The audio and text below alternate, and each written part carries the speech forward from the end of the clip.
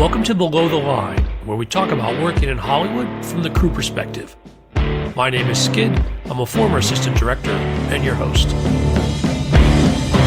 Quiet on the set. Here at Below the Line, we're continuing our Oscar series of film professionals discussing the nominees in their categories of expertise. We're kicking off the second half of the season with cinematography, and I'm excited to welcome returning guests. First, director of photography and director Patrick Cady, whose credits include Girl Fight, Bosch, and the spin-off Bosch Legacy. Patrick, welcome back. Thank you so much. Happy to be here. Next, David Tuttman, affectionately known as Tut. Tut, you're a New York-based cinematographer and director whose credits include Wu-Tang American Saga, Girls on the Bus, and you're prepping now for the second season of The Night Agent. Glad you could join us. It's very good to be here and see you guys. Well, I'm glad to see you both. Now, for listeners, these guys have storied careers, and you can learn more about them at imdb.com. Go to the website, search for Below the Line, and find this episode. From there, you can click on the names of my guests. Let's get into it. The 2023 nominees for cinematography are El Conde, Killers of the Flower Moon, Maestro, Oppenheimer, and Poor Things. We're going to discuss them in that order, and spoilers are possible, so consider this a warning. One note worth repeating, while recognizing our below-the-line compatriots by name, I occasionally mispronounce some of them. Patrick and Tut, please correct me if you notice I get any wrong. Let's start things off with El Conde, cinematography by Edward Lachman. I mean, come on. I always can't wait whenever he shoots something to see what he does. And holy cannoli. I mean, I'm in love with this photography, and Ed's wonderful. It's the what's interesting to me is all these movies have moments that are super graphic and kind of sear in your brain, and some of them are in like tiny conference rooms, and then some of them are Pinochet floating over the ocean, and then as cinematographers, I think we probably both do this thing where you start really paying attention to the smaller scenes where it's just people talking or people in a room, the storytelling stuff that we all have to deal with. And I just loved some of the gray on gray sense of things in that weird house, and the not necessarily the home run shots, the ones you really remember, but all the subtlety of how he deals with light on a human face is pretty humbling for me. It's a pretty darn beautiful movie, I will say. Yeah. And adventurous in his approach and doing things. And Ed, too, I don't know him. I've heard such great things about him in New York over the years. But his willingness to take technical adventures is pretty darn special. This movie, I was really intrigued by his desire to transplant a monochrome sensor into a camera that had never been done with before. Oh, I don't know about this. Yeah, he took a sensor from an Alexa XT, and he moved it. He had Arri put it into an Arri Mini LF because the XT was too large for what he was hoping to do. So just the size and heaviness, and they got it to him 2 weeks before they started to shoot, and he was thrilled because of the stretch in the mid ranges that the bigger sensor got him. There was truly a real payoff. There's a delicacy in this movie, as well as just the starkness of black and white. The midtones are incredible to me. It's that like middle IRE section seems all stretched out. It's beautiful. Yeah, it's almost like it's black and white, color in black and in white, but not the transliteration from shooting color. It has a gradation which you wouldn't see otherwise, it feels like. Especially the sky up in a bunch of those shots where you kind of see the sky grade up, and it doesn't feel like it was imposed. It feels like they got it that way.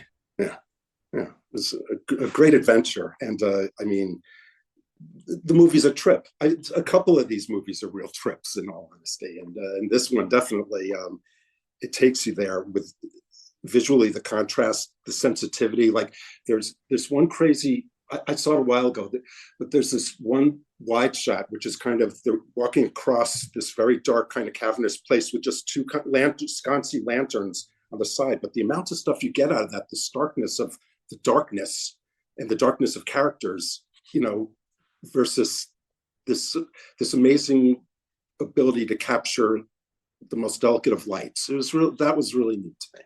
Yeah, I agree. I think that's a beautiful way to put it. And thinking about us talking about this morning, I went to bed last night thinking about the challenge that we often face to try to make something look like we didn't do anything, and how complicated that can get. The audience might see a single light source, but we know there's all these little skips and fills and things in the deep background and something to catch their eye in the downside. And and with Ed, I just you don't feel where it's coming from, and when you do, it feels random enough that it feels like the world. I think great cinematographers somehow managed to pull that off. I also pictured the trickiness of a nuanced movie like this visually, with working in a foreign land. And I don't know how well Ed speaks Spanish, but he was shooting with a Chilean crew, and I've shot with foreign, in other countries with native crews, and it's really fun. But there's a whole other level of energy that comes with it, in the translation, and maybe happy accidents ensue because of that too, which lends to what you're saying in terms of providing things on a less designy quality, I guess. Right. What I love about that is it somehow always reverts to, for me at least, to hand gestures and sound effects. Totally. I need, and then a little. It's true. It all adds to the magic. Other technical things that really interested me here: Ed decided to use 1930s Baltar vintage lenses. So the bokeh in shots is really incredible. The fall off, everything, he wanted it to emulate Touch of Evil and the Magnificent Ambersons in a way. There was very visually, to me, I was reminded of Touch of Evil a lot when watching this movie. Yeah. And part of that, I think, is the ultra Baltars. Yeah. And the vintage Baltars. He took some new ones and aged them as well in order to match it up. And I think it really played well for this movie. And I also feel like he had to watch some Bergman too, because the faces, especially the young nun who comes into the story, there are moments, and it's because she's dressed as that particular nun too. It might make you think of Bergman, but I was like, oh, there's nothing in that frame that is 100% black or 100% white, and I love everything about it. Yeah, really well done. Yeah. The other thing which was interesting, now it's called the EL zone system for exposure. Oh, yeah. And I wonder whether that's the Ed Lockman zone system. It is. You're right. But it's a whole way. This is more technical talk, but I'm a big fan of false color, it's called, when monitoring. You and me both. I'm actually, there's a really interesting article about the CL system where it falls apart on newer sensors because the sensors are wider than the system. Wow.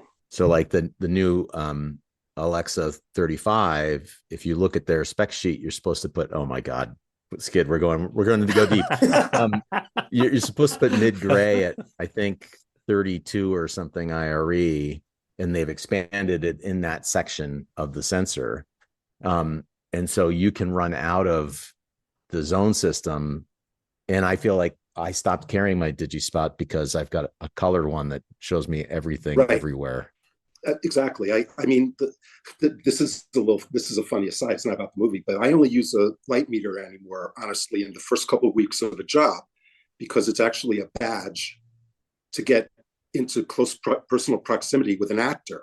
You're kind of, it's really smart. With the meter, you're there for your purposes and for their benefit as well. And it's a great way of getting into a close enough space for quiet conversations early on a job to get to know your actors. That's my biggest use of a meter. You should tell that to every class you ever guest speak at. I think that's wonderful advice. The other thing I do was I call it the Alton test, where I move a light. If I can get the cast ahead of time, I move a light all the way around their face with them looking in different directions. And that's a great time for them to realize you're going to take care of them, and also to have conversations about whatever. And I'm shocked at how few actors have had it done before. So the trade. I had a question for you guys on this film. There's a few times where visual effects are actually really important to the story. I think the floating over the city, and there's some wire work towards the end. Wait, but it's pretty that was subtle. an effect? I'm curious about, as the cinematographer, when that is so critical, and yet it's not really a visual effects movie on that level. Like, what sort of relationship you think you had, or what kind of extra control over those moments are important for your craft? To me, it's all about having those initial conversations, and it gets right to Tut was just saying about using the meter. Is every new collaboration, if it's with someone you haven't worked with before, is about them hoping you're going to respect their craft, and you hoping they're going to respect your own craft. And as soon as you can establish that trust, where you're not going to blow them off when they're like, please try to make the green screen or blue screen or whatever they're using as smooth as possible, or they say it doesn't matter, we're going to end up rotoing everything anyway. But to have those conversations about, okay, well, we're always fighting the same things. Like, can we know what the plate is before we shoot the person that's going to go in front of the plate? Like, it's these very, right? It's these really super simple things that become, because you're constantly on the lookout for what's going to make the audience know it's not real, despite the fact it's someone floating over the clouds, and of course it's not real. But you don't want anything in their brain to say like, well, that wasn't photographed 100% there. And it's these tiny little things, and you're counting on your years of experience and being able to have a gut reaction. It's that book Blink, right? That you have enough experience that you can trust your gut, when you see something new. You kind of have to, and the other part of it to me is particular. It's a technical art form, and one of the things we as cinematographers are responsible for in an effect shot like that is that exchange and conversation with our effects specialists. And part of what we're doing is, most importantly, we're there to provide the consistent look of what the show is, but we're also there to provide technically the pieces of assemblage which work. And the trick of that is each effects house, each effects person will have a different opinion as to what's required. I've had green screen requests where the green screen should be shot a stop below exposure. I've had other people request that to stop and a half above exposure. So as those conversations happen over a career, you start realizing that there's no one rule, which allows it to fall back into your cinematographic world of whimsy to a degree, while being confined with knowing that you have to make that technical side of the effect work, so that people don't think about the process when watching. Well, this film was a bit of a sleeper. I remember adding it to my Netflix list when it came out, but then until it got its sole Oscar nomination, I hadn't really thought about it that much until it came around. But it sounds like Ed Lachman's reputation, and as a cinematographer, he might have been part of the cinematography conversation in ways that I didn't notice. Is that what you guys think leading into this, or does this film come as a surprise to you as well? Well, to me, it's interesting. I think the ASC awards are a dead match to these nominations, and both of these categories get nominated by cinematographers, and then they get voted on at the ASC only by cinematographers, but then in the Academy by any member of the Academy who has any thought about anything in their head. So I've always find it interesting in years where the ASC award is different than the Oscar, because one is filmmakers and the other is cinematographers only. And so it doesn't surprise me that he got nominated, because I think fellow DPs see what he's doing and they want to see what he's done. One last technical note for this too, with that, one of the reasons they went with the smaller body was a majority of the movie was shot on a 15-foot Techno crane, which Oh, that makes a bunch of sense. doesn't it? And Yeah. it's I keep on talking. I mean, I work TV, and it'll never happen more than likely unless I'm on some next level of Succession or something in terms of budget. But the notion, I think it's I can't imagine a better piece of equipment to do a movie like that with than I that agree. crane. You know, Yeah. the flexibility, the speed of setup, all those things. It really it explained to me a lot about how it was possible to accomplish this movie. Give our non-cinematographers a sense of what it means to have that kind of flexibility you're talking about. Well, within 15 seconds, you can get your camera to a position that's 2 inches above the ground or 13 feet above the ground. You can move the camera in and out without laying track. You can put a head on it that allows the camera to rotate, on 3 axes, not just two. So it immediately provides you with a tool that's a little bigger than a hybrid dolly, but gives you a ton of flexibility right off the bat. That's how I would say it. Yeah. The thing I always think about is, Roger Deakins has been doing a version of this for a very long time, a single camera on a small arm. And when you watch the films he shoots, I remember that moment in No Country where he's sitting on the bed waiting for Sugar to come down the hall, and the camera just goes right over the corner of the bed. I maybe caught it like, the fifth time I watched the movie, but the camera can go, it's not limited by having something under it. So now you can start going over tables and around over corners and things like that, and move in the way. If you're having a conversation with someone across the long table, but you start focusing on what they're saying, you mentally are pushing in, but now you can do it. And if it's just living on it, then it just becomes the way you start working. We're going to move on to the second film on our list, Killers of the Flower Moon, cinematography by Rodrigo Prieto. I guess I'll start off with a little of the technical. This was a movie primarily shot 35 millimeter, but also used a Sony Venice with the OCNXT look, which is their high definition, high latitude look. At 4K anamorphic, they shot both those cameras. The Venice was used for low light situations and dusk. Rodrigo Prieto was able to extend dusk by using as sensitive a camera as that, and they used it for a bunch of night work as well. But the workhorse was a film camera, the Aricam ST, and they had an LT as well for handheld and Steadicam.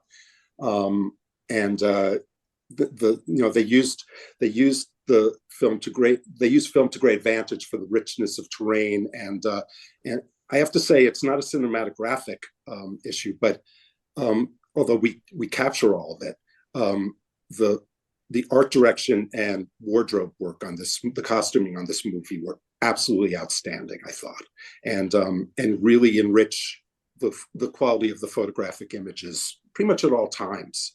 I was really impressed with this movie for that cooperation amongst departments. Aside from anything, the grand vision came through, I think, pretty darn nicely. They used different lookup tables, different LUTs to install their looks, and things changed based upon times in the story, so that they were editorializing with their look through different chapters of our characters' lives. Filmed with beautiful Panavision T-series anamorphics and Petzval lenses. The Petzval lenses were for Martin Scorsese's 1917 Bell and Howell camera that they used for the newsreel footage. So they used an actual antique camera that Marty owns. So pretty darn neat. And that's kind of what I got off of my very quick research. I'm so glad you did it, because I haven't. You watched some movies more recently than I, but I did some of the technical stuff. That's really wonderful. For me, again, it's Rodrigo's ability to it's really interesting. He can switch very seamlessly between there are moments where it's very movie lighting, where the light is coming from I don't know where and I don't care because everyone looks great, or from the tops of things where in that time period it probably wouldn't have been that way, but it totally makes sense to me watching it. And then there are other moments where I feel like that is just beautiful northern light coming through a giant window. And of course, they both could have been created, and a skilled cinematographer can make you believe those things. um it's got to be so interesting working with Scorsese on shot design too, and the way things are going to cut together. It's always, there's always going to be some moment in a Scorsese film where something moves really quickly or succinctly, and it was just planned that way, that it's just been cut together frame accurate, which I always appreciate, because I think that's, having started as an electrician and gaffer, I always go to the lighting first, but then now directing, I think a lot about designing how shots are going to cut together, and the conversation that needs to be with your cinematographer, so that it all moves as seamlessly as his films always seem to do. That's a collaboration. That's a real fun thing to watch. It's funny, in ways I have less to say than I did about Conte. It's a more traditional movie in certain ways. I very much I felt as if the telling of the tale was primary. Yeah, you're in very capable hands. Yeah, Yeah, and that it allowed Prieto to really play with the notion within photography of increasing contrast, increasing pressure, increasing personal devastation as the movie goes on. So, that's to me where someone like Marty has very definite shot designs, and so does Rodrigo Prieto. No yeah, doubt. But within that, I found that tonality to be the major contribution. It was a very it felt, for all that it's a really grand story, and there's been discussion about it's not Osage people telling it.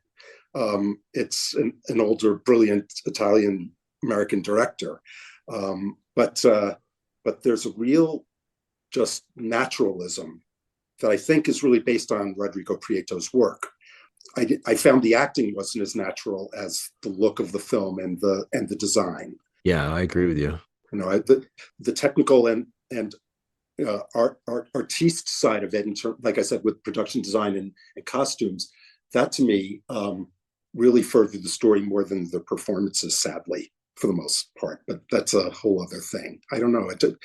Yeah, and I also don't know if I was thinking about the runtime, and I don't know if it would be as effective, because I know this was another big topic of conversation about the movie, but I feel some of what the movie is doing so effectively is showing you how people can be just ground upon for a long time, and that pressure is just as evil as if someone comes up and shoots someone in the head with a gun, which they're doing anyway. So it's like, it's this shocking level of racism, yeah, taking what you want, and that is absolutely, it's interesting to see someone who started in gangster movies do this, because you're like, oh yeah, they're gangsters.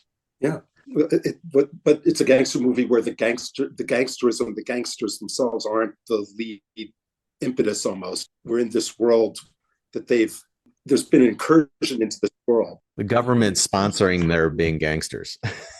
Yeah. Which makes it a truly great American story, Yeah, in a way, and a real American movie. I'm with you too, that especially with some of the other movies we're going to be talking about, and El Conde, I also felt like, okay, this is a beautifully, perfectly handled movie, and some of these other things are out of their minds. And that's an interesting thing, right? Oftentimes the showier thing will get the most praise. So I am glad it got nominated for cinematography. Totally beautifully natural, and also nominated for costume design and for production design. And so the idea of the collaboration that cinematography both showcases and, it sounds like, benefits from the work that was done in those areas as well. Yeah, it's a real beautiful unified front. Absolutely, really important. It makes the day go much better, that's for sure.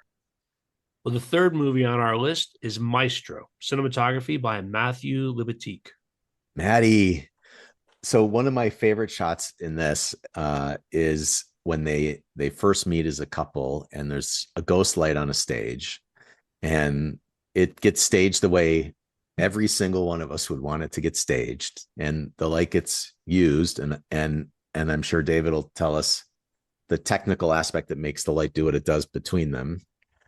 And then they get really close to each other, and they each have a downside shadow side kick in their shadow side eye that I am pretty sure could not come from the light that's in the shot. And this is what makes a fantastic cinematographer, because you buy it, it's beautiful, and it did not come easy. Like the cast has to do the exact right thing. There has to be this collaboration. It helps when your lead actor is the director.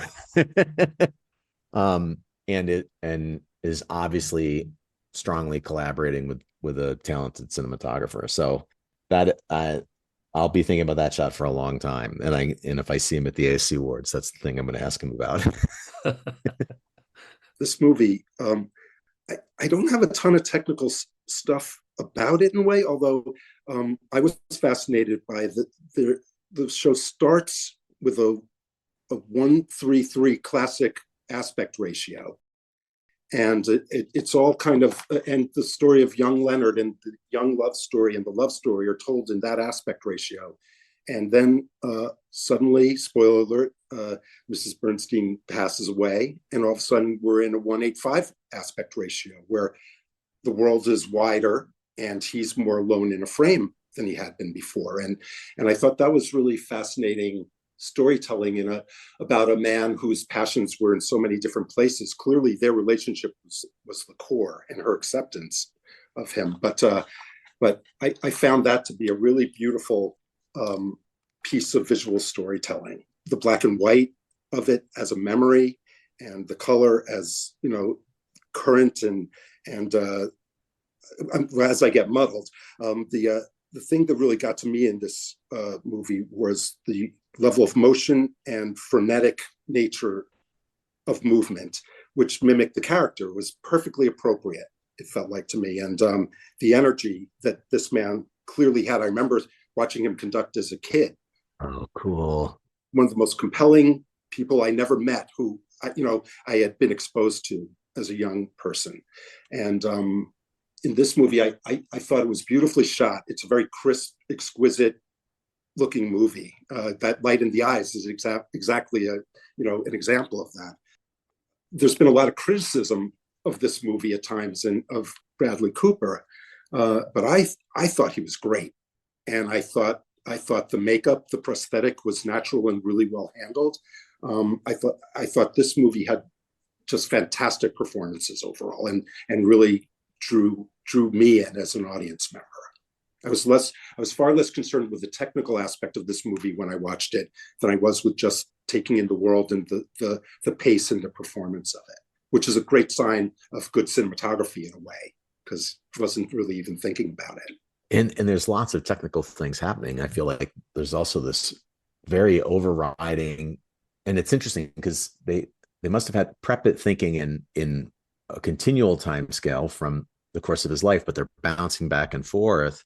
And the other thing I thought that was really interesting is like the contrast and color palette shifts from when he's being interviewed at the piano and that kind of era, and then when they're first living together, they're married, and the house has this kind of softness in the contrasts and in some of those shots. And it's fun to be lost in the film and then have those fellow filmmaker moments. You're like, well, wait a minute. Oh my God. Okay. Yeah. It's nice to still have a sense of wonder and enjoyment. There are times where I just watch something and take it in. And there are other times where it becomes more, I become more wrapped in it. And this was a movie that did it for me in a lot of ways. I thought it was more successful than the word on the street had it at a point. It's right. Yeah. Having seen him yourself must have, that's got to add a layer that only a few people, I guess a few thousand people, but it's still like, I never got to see him live. So that's pretty amazing.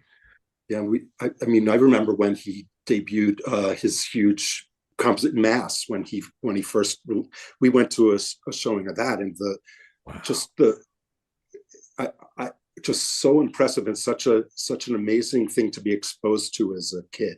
I have to say, it was Yeah.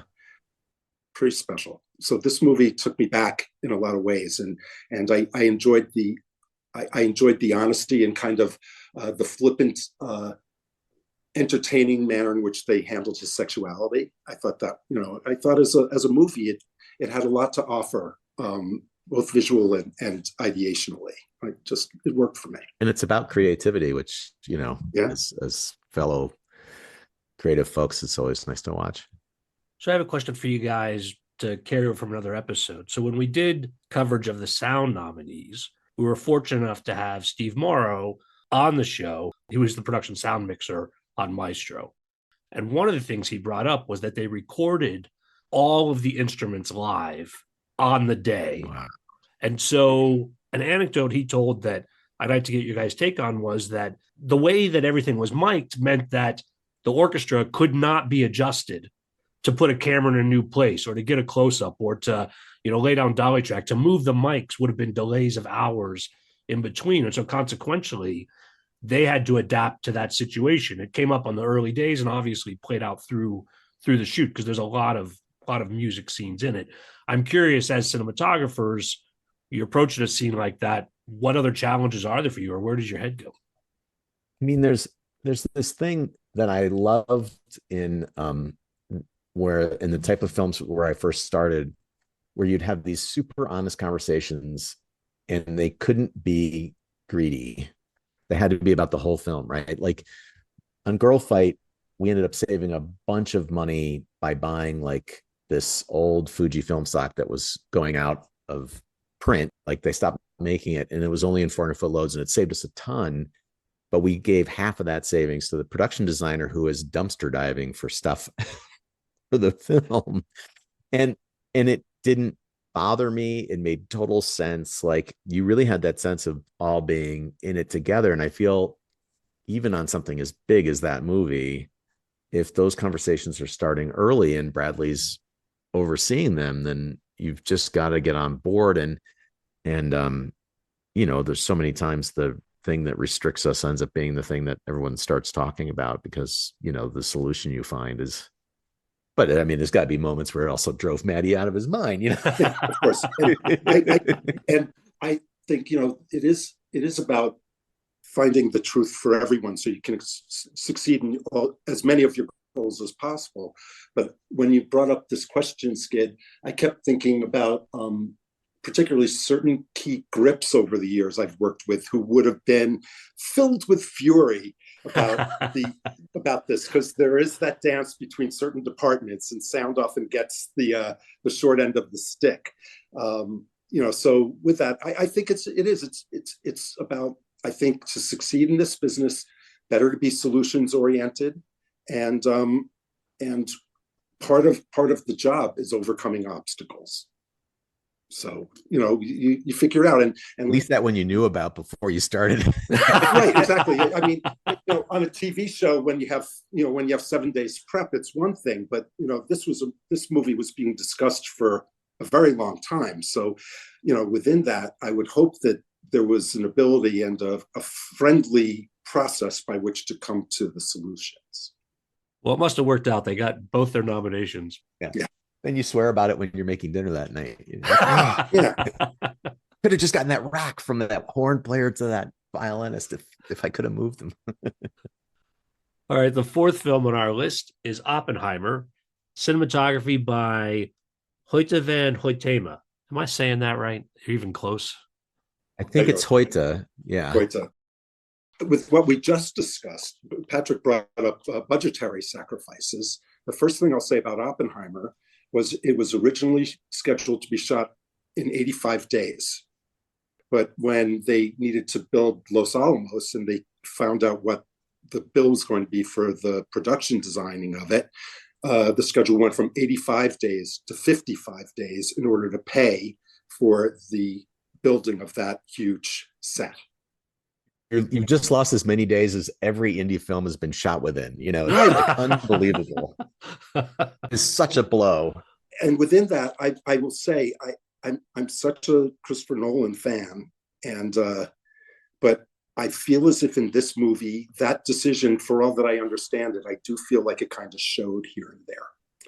That the speed at which they had to work, and I think they're probably clearly there were sacrifices made because of it, and I think also part of it too is that the shooting with IMAX cameras, with the size and bulk of them, and then reducing your shooting schedule so that you have less time to deal with such a huge, cumbersome object. I mean, certainly they had the right equipment to deal with it, but I feel like I felt as if I could feel the camera, and I could feel the camera size at times in the movie. And I don't, and certainly it had the advantages of giving you these incredible fall offs in focus, and incredible intimate sense of people's faces in a way that the large format will give you. But there were times it felt like camera movements were clunkier than they might have been. I don't know. There was just something. It felt like it was fighting the movie. I loved it, but it felt like it was fighting itself technically. Sometimes it was weird. And I don't know if anyone else in the world will agree with me. but it was an interesting thing with this movie for me. What I didn't feel that, but I also thought that what's so intriguing to me about the film is so much of it is shots that we're always fighting against in television. Like there is no television or any cinematographer would willfully go into that room that they spend so much time in. I mean, that room is tiny. Now I'm hoping it was a set and they could blow out a wall, but or every wall. But what I loved is, and this is where I think Coates is very gifted, is the complexity of nuance that makes you feel like, oh, they it happens with Deakins too, where you're like, oh, he just gets lucky all the time with his light, like it just happens to look great. And then you're like, well, that can't be. And it's funny that the shot of Oppenheimer in being interviewed, that is that slightly wider lens than it should be, that became the poster.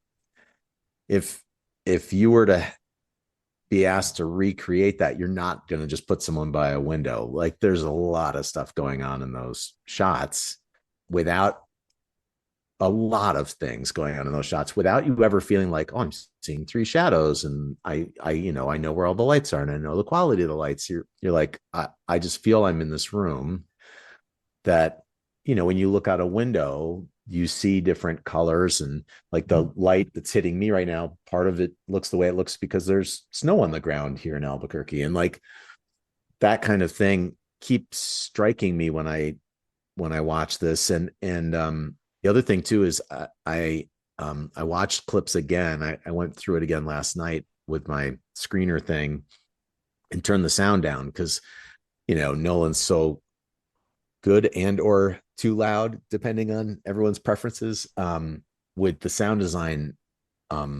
being another strong component of the emotion you're feeling. And so I love watching scenes that work on me with the sound off, and it lets you see the cinematography a little better.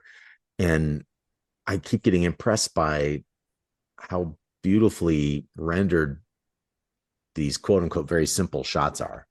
And so even if they're being rushed, I don't feel they're ever rolling without themselves feeling like they're ready to roll. I'm sure that's true. I'm sure that's true. Yeah. And I heard some clip with Robert Downey Jr. talking about the moment where like he realizes he's not going to get confirmed, and they did like 40 takes of it or something, and he was like, oh, I think I got it, and Christopher Nolan was like, yeah, you might have, but. And Robert Downey Jr. said this thing of like, but he wasn't rushing. It wasn't like he had to move on. And he was like, I think you have better in you. And Robert Downey Jr. in this clip talked about everyone has their threshold of laziness, and Christopher Nolan's is non-existent. It's like he is going to keep working at it. Yeah, he is without a doubt as devoted to his craft as anyone we could meet. It sounds like, in terms of his own personal discipline, what he asks of himself, even in terms of, I mean, there were a lot of mentions. Cillian Murphy actually mentioned in an interview that Nolan has 2 bathroom breaks a day at the same time. And they're timed. Yeah, 11 o'clock and 6 o'clock. And I mean, and that's a very kind of old school, the sacred ground of church of filmmaking, and I get it. At the same time, there's part of me which says, as human beings, and I don't think he made other people live by this discipline, but when you got to go, you got to go. And if you have to, as a focus puller, you want to be in a place where you're physically and mentally ready. You're as an operator, and sometimes that means accounting for your humanness, in the most basic of senses. And I found that really fascinating, that he could put that side of his animal existence aside. It's fascinating to me. So I mean, I definitely want sets to have his version of no phones. Yeah, everybody in the glass all the time. It drives me crazy. It makes me nuts. It's true. Yeah. Let's see, what else do I have here? They had a special probe lens made for micro shooting. They did a lot of, and they broke that lens because they were doing all sorts of subatomic fantasy like stuff, and they were spinning marbles in this chamber, and the probe lens got in too close. In fact, one of the camera people warned, we're getting too close, and they pushed in more, and they smashed the lens to bit with marbles as they were doing this kind of wild atomic imaging. So I mean, they took some pretty interesting chances. It feels like they shot on modified lenses, mostly because some of the lenses needed pieces of metal shaved off the back in order to make sure that they wouldn't hit the spinning mirrors of the Panavision 65. So that, I mean, they had all sorts of things to account for in terms of the demands of the larger format. That's amazing. But they did in 55 days. Strauss was filmed with wider lenses, closer up to magnify his own manic persona in a sense, and Oppenheimer was done with longer lenses to project the sense of pressure he was under in a lot of ways, and to close the world off so he was more insular and in his own head more. I wish from what I understand, I mean, they showed him making a lot of drinks and drinking, but he was a major drinker. And I would have been interested in seeing a little bit more of that self-abuse as part of the movie, storytelling wise. But within that, there's almost only so much time in a day. Yeah. Or on the schedule. That was the other 30 days. There was more of that problem with it. Yeah, when they cut it up. The thing that struck me when I saw it in the theater the first time was how it felt like a series of 4-minute trailers. Like there's this energy to it that's these tiny little bites. And that was the only kind of critique I had, was like at a certain moment, for me to think about it means it's so, like, it popped me out for a second that was happening. And then I was like, oh, but that is kind of the genius too, because if this is done too dryly, you're really going to disconnect, right? Like Nolan is getting you this close to this character so that you stay invested. And think about what he's made all this drama about. A bunch of it is about a procedural government thing that most people don't even think about when they think about Oppenheimer. And I think that's what was so interesting about the movie. The other thing I think we should touch on, which I'm always fascinated with in Nolan's movies, is his great devotion to practical special effects. His avoidance of digital work, of visual effects, and having everything done in a practical, actually physical manner. I mean, that's classic movie making, and it's one of those funny things where Patrick, I don't know about you, and Skid, I don't know about you, but every once in a while something happens, like a lamp broke in the house the other day, and it was just a bolt in the attachment, and I just kind of took I took a paper clip and folded it up and made something that would just close it up until we got another bolt. And my wife was like, "How'd you think of that?" I said, "That's just movie making." It's just that type of practical thinking. It's very attractive to me. I love those type of solutions and that type of thinking. I admire it a lot. Yeah, me too. I mean, I initially wanted to get in to go work at ILM back when it was all miniatures and stuff like that. That's how I ended up going to film school and forgetting about working in special effects. But it was that era of special effects that was combining all these, 30s and 40s matte paintings with, the beginning of robotic controls of things. And I was like, oh, yes. I mean, the other side of this computer is my 16 millimeter projector with the John Ford print in it, and the covers off, because when the covers are off, the sound works, and when the covers are on, the sound isn't working. And I don't know exactly what to do to fix it, but I'm looking at a bunch of gears and stuff right now. Oh my God. All right, the final film on our list is Poor Things, cinematography by Robbie Ryan. I'll say right off the bat, this is my favorite movie of all the nominees. I just found it to be such an incredibly trippy ride. Robbie Ryan's work was so clean in this movie, it felt like to me. The wide shots, I only saw the movie once, about 3 weeks ago, but the quality of light and lighting in those wide shots blows me away.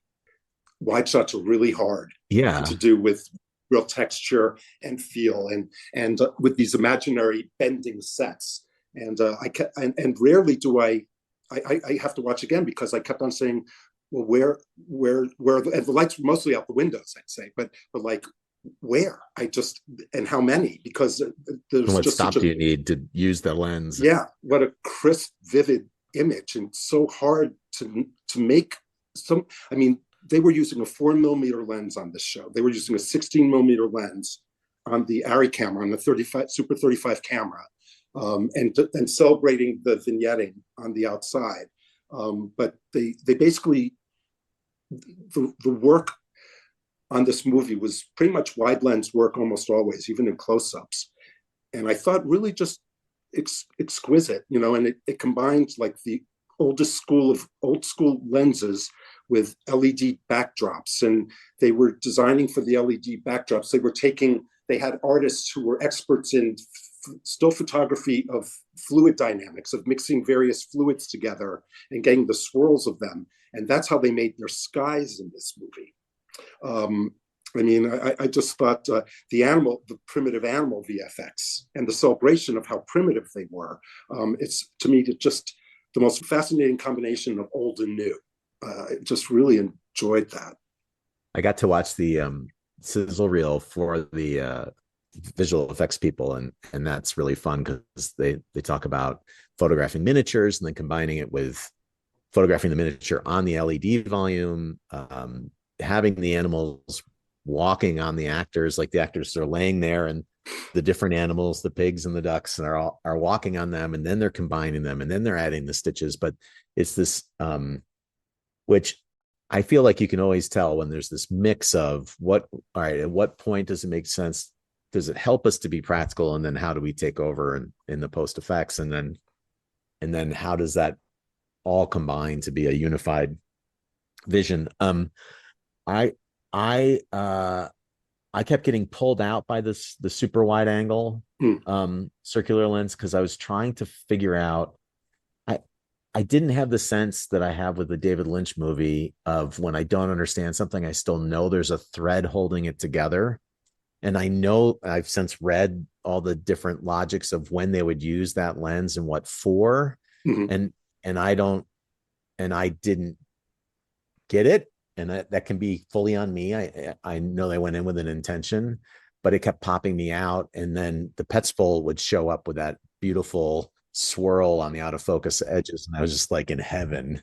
I was like, oh, more of this, please. Yeah, no, really something. This was a movie that Robbie Ryan operated himself, which he did an incredible job. They also used some zoom lenses, and they were very intricate changes and zooms that if you, as he said in an article, if they were really subtle and it's all on me, and if I blew it, we had to start all over again. And I was really impressed. I love operating, but as a cinematographer, I love having operators. There's nothing like getting your hands on the wheels though and doing a shot yourself or and messing around. It's the greatest. But I am a big believer in camera operators. Not that I'm saying there was a mistake made here. That's, everybody has their way of working in their personal choices. But I was fascinated by the demands that Robbie Ryan in ways put on himself, aside from anything, because I'm sure he could have said, I really would like to have an operator here. Oh yeah. But really, really well done. But there's that thing where as a DP, the only people I tend to get jealous of are every now and then the camera operators, because they're in the scene with the actors. They're right there with the actors. And now as a director, I don't want to ever yell over a set wall. I want to be in the set with everyone. Totally. That's where it's happening. And the operators are always in the set with everyone. Personally, I think it's the best job on a movie set. I mean, I love cinematography. I'm proud of my work. I love directing, but there's just something about operating, which is so quintessentially filmmaking. I mean, the camera's in your hands for that. It's very Zen. Like you, and it's interesting. Like I always feel like all operators and ACs are like major league pitchers, and they can have an off day, and then you have to be really careful with how you make those adjustments, because just like a performance, just like an actor, you need them to trust their gut, even if their gut is telling them to do something that's making you insane. Yeah. And it is. Operating is all about being clutch. It's all about being clutch. And it's having, and it takes me back to the feelings I had in high school playing basketball, just that makes that notion sense. of, being right in the middle of it and being responsible for good things happening and as part of the team. It definitely my favorite job on a set. Yeah. I mean, Poor Things, I just kept chuckling at certain moments because I just loved the world I was seeing and what was happening, and Mark Ruffalo being an How idiot. Fantastic. Yeah. And the whole forensics, surgical side of it. And in a way, this crazy celebration of damage. Yeah. It's just spiritually. It was quite a lark, and I felt it held together. And I like movies that have that sense of adventure. I felt like this was going off on, like El Conde too. They both took you on these incredible journeys that really hadn't been experienced in ways before. That's exactly right. Like you're like, oh, this is something I hadn't even thought to think about, and now I'm soaking in it, right? Like it's surrounding me, and I understand it. Yeah, which is shocking.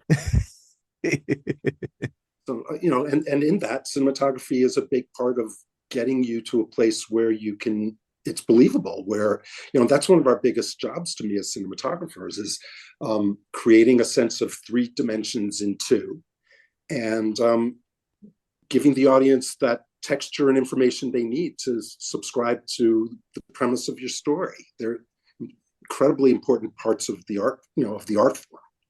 It's unique. It's moving pictures. It's a unique art form, and you're in control of image and time too. I love that aspect of it. That you're also the way the shots get designed and delivered, and the other thing I just adore, which is that paperclip thing you were talking about earlier, is just out of frame can be madness. Who knows? It does not matter. Controlled I only chaos. care about what is 1 millimeter, like just from the frame in. Everything else can be bonkers. It's true. which makes Poor Things even tougher because that frame is so huge. Yeah, where's all the junk go? Yeah, totally, exactly. That's funny. Well, I'll have you guys break these down. Are there any other 2023 movies you'd recommend on account of the cinematography? I have to say, I really thought Barbie was a very well shot movie. It was exactly right. It was perfectly photographed for that film. I admired the work there a lot. It's so clean. People, as far as aesthetics, and people needed. It's a movie about plastic dolls. The flawless, bright presentation of the actor. I mean, it was really, really, really nice. I also have to say, for all that I found it kind of flawed in certain ways, I really liked how Ferrari was shot. The car races were photographed. It was acknowledging a bygone era in a way. It felt like it was shot back in the day, technically, as opposed to just being propped that way. It felt like the way the kooky zooms in the middle of the racing and stuff, and all these different things, which were so much a product of the 50s, 60s, early 70s filmmaking, are very much incorporated in this movie. And I really liked that flavor. I'm a sucker for Asteroid City. I mean, I'm a Wes Anderson. I just love falling into his world, and the palette Bob Yeoman shot it as he has many of Mr. Anderson's films, and so I just kind of giggled the whole time because I just like being in those worlds, and they're so there's a completeness to them that you don't have to agree with the vision, but it's perfectly done. Yeah, nice. I'll definitely be checking that out. I love Wes Anderson's movies too. So yeah, he plays again with he seems lately to be enjoying these like little offshoots to other part, like, let me tell you about this, and then boom, you're in another type of presentation, sometimes even animation, right, in the French Dispatch. And I had a fun time watching that movie. Nice. Patrick, did you watch his shorts on Netflix, the ones based on the Roald Dahl stories? I started to, and then something, dinner happened or something, so I need to go I'm back. in the same boat. Yeah, they're at the front of my list for sure. Yeah. Loving Roald Dahl's short stories aside from anything. It's the perfect combination, it seems to me. Yeah, he's the one to do it. That team is the team to do it. All right, well, on that note, guys, we're going to call it a wrap. As always, a pleasure having you guys here. Thanks so much. Thanks for having us. Yeah, thank you very much. Listeners, I always appreciate your feedback. You'll find my contact info on our website, below the line, oneword.biz. That's B-I-Z. This is the back half of our Oscar series. 7 down with 5 more to go. I hope you're enjoying these insights as much as we enjoy sharing them. Closing credits, thanks to Curtis Five for our music and John Wan for our logo. The logo is available on t-shirts, mugs, and stickers at redbubble.com. To all of our listeners, I appreciate you. Please rate us wherever you get your podcasts and tell your friends. Thanks again from Below the Line.